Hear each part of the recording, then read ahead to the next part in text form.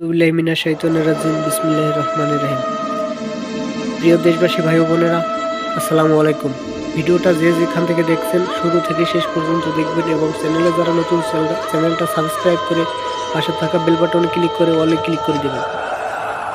আজকে আমি প্রতিদিনের মতোই আপনাদের কাছে একটি মন্ত্র নিয়ে হাজির হয়েছি। কবিরাজি তান্ত্রিকতা বিষয় নিয়ে কথা বলবো এবং প্রতিদিনের মতো এক একটি নকশা এবং এক একটি মন্ত্র উপহার দেব। আজকের বিষয়টি হলো মন্ত্র এবং নকশা জাগানোর মন্ত্র। কি জন্যে কাজ হয় না? এই মন্ত্রটা আমি ব্যবহার করছি, এই মন্ত্রটা কি জন্যে কাজ হয় নাই? এই নকশাটা আমি ব্যবহার করছি, লিখছি, এত কষ্ট করে কাজ করতেছি, কি জন্যে কাজ হয় না? কেন কাজ হয় না? সেই বিষয় একটা নকশা যদি লেখেন আপনারা তখন থাকে মরা একটা নকশা। এই মন্ত্র আজকের যে মন্ত্র দিব, ওই মন্ত্রটা যদি আপনারা পয়রা ফু দেন সেক্ষেত্রে জীবিত হয়ে যাবে ওই মন্ত্রে বা ওই নকশায় কাজ হবে। ঠিক আছে, আপনার নিজের কাজ নিজে করবেন, কোনো কবিরাজ তান্ত্রিককে টাকা পয়সা দিয়ে প্রতারিত হইতে হবে না। ঠিক আছে, আমি অনলাইনে নতুন, আমি অনলাইন সম্পর্কে ভালো একটা বুঝি না, জানি না, শুনি না। বিগত দিনে আমি এই লাইনে অনেক আগ থেকেই অভিজ্ঞতা আছে। আমার বাবা কাজ করে, আমার দাদা কাজ করতো, সেখান থেকে আমি কাজ করি। কিন্তু অনলাইনে আমার কোনো আসার কোনো পরিকল্পনা ছিল না।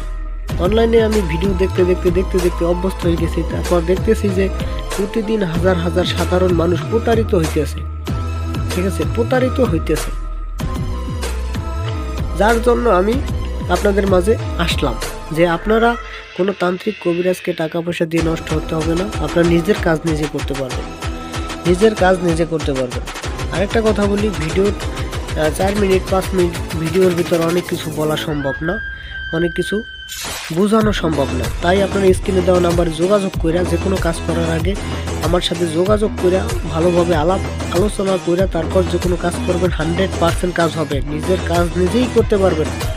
আবার আমার কাছে ফোন দিতে হলে কোনো টাকা পয়সা কিন্তু প্রয়োজন নাই, শুধু আমার ভিডিওগুলো দেখবেন, আমার পাশে থাকবেন এবং ভিডিওগুলো শেয়ার করবেন।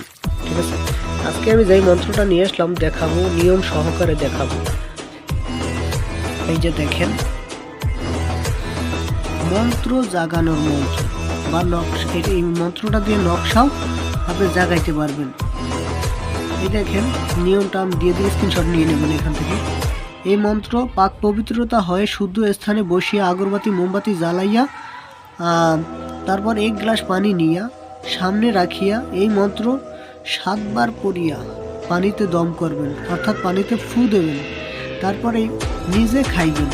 ঠিক আছে, নিজে খাইলে কি হবে, এই মন্ত্র আপনি যেই মন্ত্র পড়বেন সেই মন্ত্রের জাগ্রত হয়ে যাবে, সেই মন্ত্র জাগ্রত হয়ে যাবে। একটা মন্ত্র পড়ার আগে, একটা কাজ করার আগে এই মন্ত্রটা 7 বার পড়িয়া পানিতে ফু দিয়ে পানি খাইয়ে নেবেন।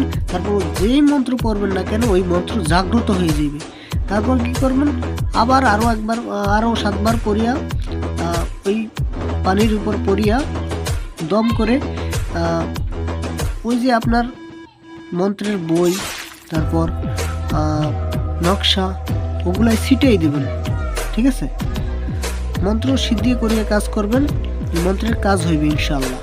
ঠিক আছে, বা এই মন্ত্রটা যে কোনো নকশা লিখলে, আপনারা নকশা লিখলে ওই নকশার ভিতরে 7 বার পড়িয়া 7টা ফু দেবেন।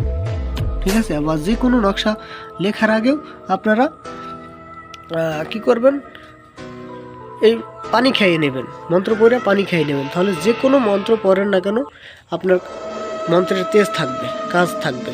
ঠিক আছে, এবং আরও একটা ভিডিও নিয়ে আসবো যে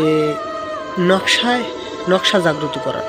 হ্যাঁ, এটা দিয়ে নকশাও জাগ্রত করতে পারবেন, আবার এটা দিয়ে বেশিরভাগ মন্ত্রের কাজ হয়, মন্ত্রের তেজ জাগানোর মন্ত্র। এটা নকশা জাগানোর মন্ত্র, কতগুলো দোহাই আছে, অলিয়া উলিয়া পীর পয়গম্বরের দোহাই আছে। তাদেরকে নিয়ে একটা ভিডিও বানাবো, আপনারা পাশে থাকবেন ইনশাল্লাহ। আর অনুমতি ছাড়া যে কোনো কাজ অনুমতি ছাড়া করবেন না। ঠিক আছে, অনুমতি ছাড়া কোনো কাজ করবেন না দয়া করে। ভালো থাকবেন, সুস্থ থাকবেন। আসসালামু আলাইকুম।